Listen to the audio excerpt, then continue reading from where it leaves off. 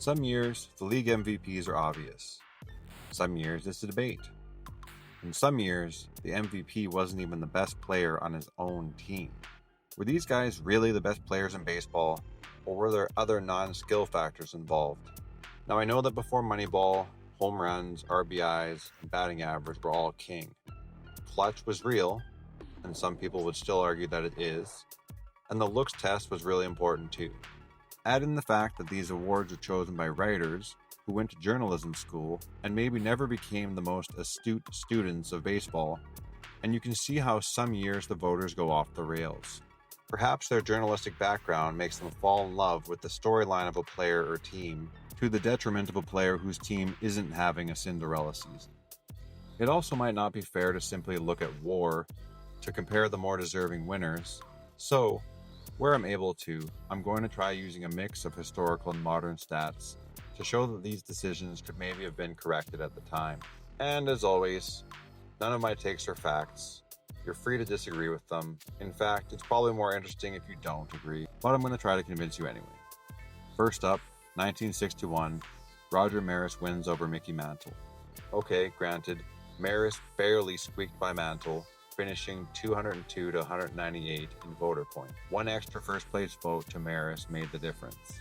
Mantle's batting average was 48 points higher. He had 32 more walks. Mantle also stole 12 bases, getting caught only once, to Maris's 0 steals.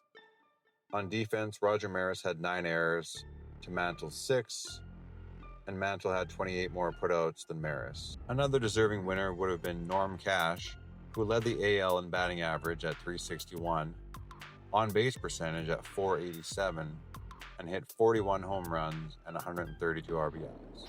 Norm Cash received only one first-place vote of the 20 eligible, and maybe deserved a better look.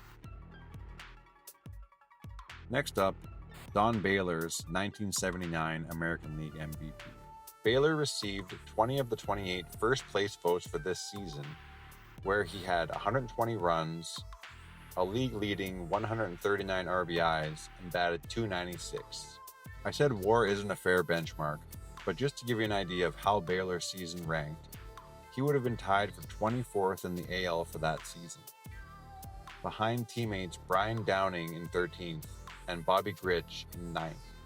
Baylor led AL MVP voting 347 to 241 over Ken Singleton from Baltimore. But if you scroll down a bit more, you see a far more deserving candidate who only got 160 vote points. Fred Lynn. Fred had a monster 1979 season, winning the batting title, leading in on-base percentage and slugging. He had 39 home runs to Baylor's 36 and 122 RBIs to Baylor's 139. Fred Lynn also won a Gold Glove for his play in center field. Future Hall of Famer George Brett had a great season too, leading in hits, but being behind Lynn in almost every other category. So what happened? The California Angels won 88 games to win the West Division pennant, their first ever. And the power-hitting Baylor leading the league in RBIs was a storyline none of the writers seemed to be able to ignore. Meanwhile, Boston won 91 games to finish third in the American League East. In 1987, Andre Dawson won the MVP as the best player in the National League.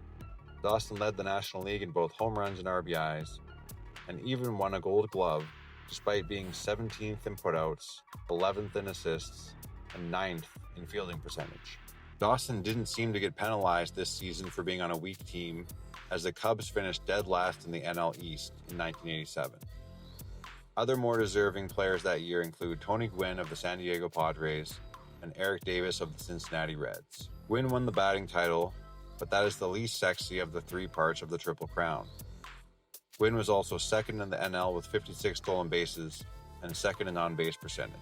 Eric Davis had an equally impressive season to Gwynn's, with 37 home runs and 50 stolen bases to go along with 100 RBIs and 120 runs. Davis was also a deserving Gold Glove winner, leading all outfielders in putouts while being second in fielding percentage. I'm not going to fault the writers too much for seeing 49 home runs and 137 knocks and giving it to him, but this one definitely doesn't stand the test of time. Some other honorable mentions who should have made it ahead of Dawson are Dale Murphy of the Atlanta Braves and Tim Raines of the Montreal Expos. Next on the list is 1996 AL MVP Juan Gonzalez.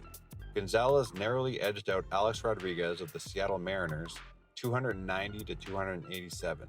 Ken Griffey Jr. finished nearly 100 points below these two while hitting 12 more home runs, only 4 less RBIs, and winning a Gold Glove for center field. Juan Gonzalez didn't even qualify for enough defensive innings to rank on Fangraphs for defense, but if you adjust the minimum innings to his 856, he ranked 15th in the AL in fielding percentage. Alex Rodriguez had a comparably impressive year to Griffey's. A-Rod won the AL batting title, hitting .358 with 36 home runs, 141 runs, and 123 RBIs. Rodriguez also had a better fielding percentage than Omar Vizquel for American League shortstops, though both were middle of the pack compared to other shortstops that season. Gonzalez was 5th in home runs, 38th in runs, 2nd in RBIs, 16th in batting average. Even at the time, Juan didn't seem like the more deserving AL MVP. And maybe the most insane part of this season, by F-WAR, Gonzalez was 4th on his own team behind fellow Texas Rangers Mark McLemore, Rusty Greer, and Ivan Rodriguez. If we were to run this season back today, it's unlikely that Juan Gonzalez would get a single vote. Next up, look at that. It's Juan Gonzalez again. The 1998 American League winner won his second MVP with 357 vote points over runner-up Nomar Garciaparra's 232. Somehow, Alex Rodriguez would finish only 9th in voting, despite having a huge offensive season. Rodriguez hit 42 home runs and stole 46 bases to become the 3rd member of the 40-40 club and the first shortstop to accomplish the feat. Nomar Garciaparra and Albert Bell also had great seasons that should have ranked ahead of Gonzalez. Garciaparra hit .323 with 35 home runs and 122 RBIs as the Boston Red Sox shortstop, while Albert Bell hit 49 home runs and drove in 152 and led the league in slugging percentage. Plus Albert Bell's ability to clear space in the pocket for the running back. Wait, that's the wrong sport. Using today's metrics, Gonzalez was 16th in WAR among AL outfielders, 31st in on-base percentage, and 2nd in slugging. Once again, a solid season, but also once again, not deserving of winning the MVP. Speaking of MLB journalists liking storylines, Miguel Tejada's 2002 AL MVP fits this description to a T. Tejada smoked A-Rod in AL voting points 356 to 254 and received 21 first-place votes to A-Rod's 5. A-Rod, while juiced to the gills, performed in 2002 like his very own steroid Olympics. He hit 57 home runs, drove in 142, leading the league in both categories. He also won the Gold Glove as shortstop for the Texas Rangers. If that wasn't enough, Rodriguez also won the Silver Slugger as the best-hitting shortstop. By WAR, A-Rod's season was the 2nd highest for a shortstop in the last 50 years, behind only Cal Ripken Jr.'s 1991 MVP season. And it was arguably the best offensive season by a shortstop of all time, perhaps only recently surpassed by Bobby Witt Jr.'s 2024 season for the Kansas City Royals. So, best offensive season by a shortstop in history, and a Gold Glove as the best defensive shortstop in the American League. How can the best shortstop on offense and defense lose the award to another shortstop? You guessed it, he plays on a better team. In 2002, the Oakland Athletics would set a league record with a 20-game win streak at the time, winning the AL West pennant and winning 103 games. A season that has been made famous outside baseball circles with the help of Brad Pitt and the movie Moneyball. At the time, Oakland Athletics manager Billy Beane had to get creative to replace 3 All-Star players that lost to free agency the previous year. The season was the turning point that forever changed how players are evaluated, and is the reason I can look back and see some of the disparities between true player performance and the eye test. So, I understand why the writers picked Tejada. I'm sure it made for great articles at the time. But, as the pick for best player in 2002 goes, it was pretty terrible. And last on my list, before our honorable mention, is the 2006 AL MVP Justin Morneau. It's probably anti-Canadian of me to even say this, but Morneau did not deserve to win MVP. Morneau narrowly edged out Derek Jeter 320 to 306 in the vote poll. Offensively, Morneau hit 321 with 34 home runs and 130 RBIs. The RBI total was good for second. He didn't lead any category. Third place finisher David Ortiz led in home runs with 54 and RBIs with 137. Morneau's teammate Joe Mauer won the batting title, and a little remembered star by the name of Grady Sizemore quietly led the American League in WAR.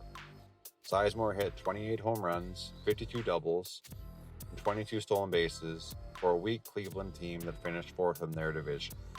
By comparison, Morneau's Twins won their division, while respective runner-up Derek Jeter's Yankees won theirs.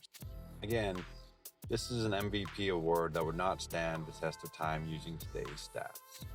Alright, you've made it to the end, so here's the honorary mention. The 2004 AL MVP, Vladimir Guerrero Sr., winning over Ichiro Suzuki. Vlad Sr. led the league in runs. Ichiro torched American League pitching for a .372 batting average, leading both leagues, set an MLB single-season record for hits at 262, a record that still stands today.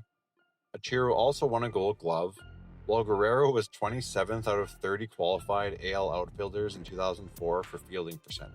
Guerrero was also third in errors. By WAR, the gap isn't that extreme at 7.1 to 5.9, but it's big enough. Add in the fact that the Anaheim Angels won the AL West pennant and the Seattle Mariners lost 99 games, and you can understand why Ichiro Suzuki finished 7th in MVP voting. Okay, that's all I got for this video. Thanks for sticking around for the whole thing. What do you guys think? Do you agree with all of these? Are there worse MVP seasons that I overlooked? Let me know in the comments. You don't know how to play first base. Scott? That's right. It's not that hard, Scott. Tell him, Wash. It's incredibly hard.